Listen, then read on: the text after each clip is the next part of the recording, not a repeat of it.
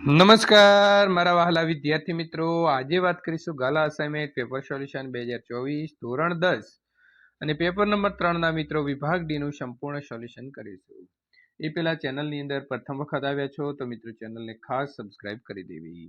નીચે આપેલી પંક્તિઓનો આશરે તમારે 15 વાક્યની અંદર અર્થ વિસ્તાર જે છે તે કરવાનો રહેશે। પ્રશ્ન નંબર 53, કૂવો નાનો છતાં પાણી મીઠું દે સર્વને તે, તેથી સૌ ઉપજે તેની નૈક સાર સમુદ્રને। આ પંક્તિઓની અંદર કવિ જણાવે છે કે સાચી મહત્તા સંગ્રહખોરી નહીં પણ ઉદારતા અને ઉપયોગિતાની અંદર રહેલી છે। સાગર ખૂબ વિશાળ, ઊંડો અને ભવ્ય હોય છે, પરંતુ એવો સાગર એકે પ્રાણીની તૃષા જે છે તે મિત્રો તૃષા छिपाવી શકતો નથી। જાણે તે તો સંગ્રહ કરવામાં જ માને છે, તેનાથી દાન શી રીતે અપાય। કૂવો સાગરની તુલનામાં ખૂબ નાનો હોય છે, પરંતુ તે સાગરની જેમ ખારું નહીં પણ મીઠું અને પીવાલાયક પાણી આપે છે। એટલે જ બધા માણસો તરસ છીપાવવા એ નાનકડા કૂવા પાસે જાય છે, પણ અગાધ અને વિશાળ સમુદ્ર પાસે જવાનો વિચાર પણ કરતા નથી। સમજૂતી મિત્રો, દુનિયાની અંદર કોઈ માણસ પાસે અખોટ ધન વૈભવ હોય, મોટર અને બંગલો હોય, પણ જો તેનાની અંદર ઉદારતા અને દાનવૃત્તિ ન હોય તો કોઈ માણસ તેની પાસે મદદ કે આશ્રય લેવા જવાનું પસંદ નહીં કરે।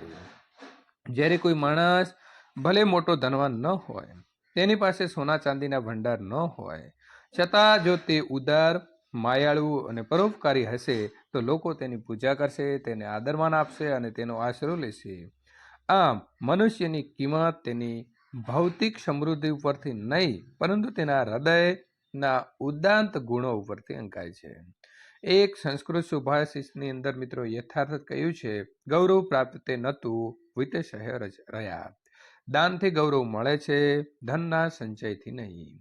આ ઉપરથી કહી શકાય કે મનુષ્ય ધનની નહીં પણ મનની અને હૃદયથી મોટો હોવો જોઈએ। અથવા આવ નહીં આદર નહીં નહીં નયનોમાં નેહ, તે ઘર કદી ન જઈએ કંચન વર્ષી મેં। આ પંક્તિની અંદર કવિઓ કહે છે કે જેઓ આપણને આવકાર આપે નહીં, આદર આપે નહીં અને જેમની આંખોમાં આપણા માટે પ્રેમ ન હોય, તેમના ઘેર સોનાનો વરસાદ વરસતો હોય તો પણ આપણે ન જવું જોઈએ। દરેક મનુષ્યને પોતાનો સન્માન વહાલો હોવું જોઈએ। કોઈ શ્રીમંત વ્યક્તિના ઘરે જવામાં આપણું સન્માન જળવાતો ન હોય તો આપણે તેના ઘેર ન જવું જોઈએ। પ્રેમ વગરના પકવાન કરતાં સ્નેહના સૂકા રોટલામાં વધારે મીઠાશ રહેલી હોય છે। ભગવાન શ્રી કૃષ્ણ દુર્યોધનના મહેલની અંદર એવી મીઠાઈ આરોગવાનું ટાળીને વિદુરના ઘેર જઈને ત્યાં ભાજી ખાવાનું પસંદ કર્યું। આપણું સન્માન સાચવવા માટે આપણે જે કંઈ નુકસાન વેઠવું પડે તે વેઠવું જોઈએ, પણ સન્માનના ભોગે મળનારા મોટામાં મોટા માણસના આતિથ્યને સ્વીકારવું જોઈએ નહીં। આપણે આપણું સન્માન જાળવીએ તેમજ અન્યનું સન્માન પ્રત્યે પણ સભાન રહીએ। પ્રશ્ન નંબર મિત્રો 54, તમારી શાળાની અંદર યોજાયેલ વન્ય સપ્તાહની ઉજવણીનો અહેવાલ આશરે 100 શબ્દોની અંદર લખો। વન્ય સપ્તાહની ઉજવણી, તો મિત્રો પ્રથમ તારીખ, ત્યાર પછી સ્થળ, પછી આપણે કઈ તારીખથી કઈ તારીખની અંદર વન્ય સપ્તાહની ઉજવણી કરી તે લખવાનું રહેશે। ત્યાર પછી તમારી શાળાની અંદર શિક્ષકે તમને કેવી રીતે વન્ય પ્રાણીઓનું ગૌરવ સમજાવ્યું તે લખવાનું રહેશે। એમણે જે તમને સમજૂતી આપી છે તે વિદ્યાર્થી મિત્રો તમારે અહીંથી જોઈ અને લખવાની રહેશે। આ પ્રકારે આપણે ફોરેસ્ટ અધિકારી પણ આવ્યા હોય વન્ય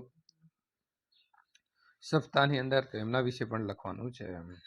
હવે તમને જે ફકરો આપેલો છે એ ફકરાને એટલે કે ગદ્યખંડનો આશરે 1/3 એટલે કે ત્રીજા ભાગની અંદર 33% અંદર સંક્ષેપ કરીને યોગ્ય શીર્ષક આપવાનું હતું। તો માવજતનો મહિમા, ઓછી મહેનતે વધુ પ્રમાણમાં તૈયાર વસ્તુ મેળવવાની કેલછાના લીધે આપણા જીવનમાંથી માવજતની માત્રા ઘટતી જાય છે। એક મા બાપના દીકરા ઉછેરની અંદર કે રસોઈ બનાવવામાં જે માવજત દાખવે છે તેની બરોબરી આયા કે હોટલનો રસોઈયો ન કરી શકે। એક ડોક્ટર કે પ્રોફેસરની સફળતા પાછળ તેમની માતાની માવજત રહેલી હોય છે। જો કે માવજત કરનારની અંદર પ્રમાણભાન, ધૈર્ય, આવડત, ક્ષમતા, સહનશક્તિ કે સ્નેહ હોવો જોઈએ। માવજતનું આચરણ આપણા જીવનને જરૂર જે છે તે અજવાળે છે। નિબંધની વાત કરીએ તો મિત્રો મારો પ્રિય તહેવાર દિવાળી। તો મિત્રો દિવાળી તો તમને થનગનાટ કરી દે છે। પહેલેથી આપણે તૈયારી કરીએ છીએ કે દિવાળી આવી રહી છે અને એમાંય પાછું વેકેશન આવે એટલે આપણો ઉત્સાહ જે છે તે બેવડો થઈ જાય છે। તહેવારોનો રાજા છે। તો તમે આ પ્રકારે દિવાળી વિશે જે છે તે મિત્રો અહીંથી અભ્યાસ કરી અને લખી શકો છો.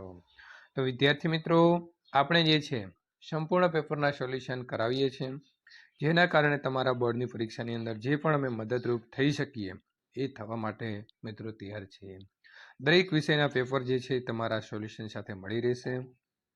ત્યાર પછી બીજો મિત્રો નિબંધ હોઈ શકે છે, હું માનવી માનવ થાઉં તો ઘણો. તો માનવી અત્યારે મિત્રો અલગ અલગ ધર્મની અંદર ભગવાનને જે છે તે બાંટી દીધા છે, એટલે કે ભાગ પાડી દીધા છે. તો સૌથી પહેલાં તો આપણે માણસ જે છે એને માનવી થવાની જરૂર છે. તો એ વિશેનો મિત્રો સમજૂતી આપતો આપણે સંપૂર્ણ જે છે તે નિબંધ અહીં લખી દીધો છે, અને આ પ્રકારે તમે નિબંધ જે છે તે વિદ્યાર્થી મિત્રો તમે લખી શકો છો.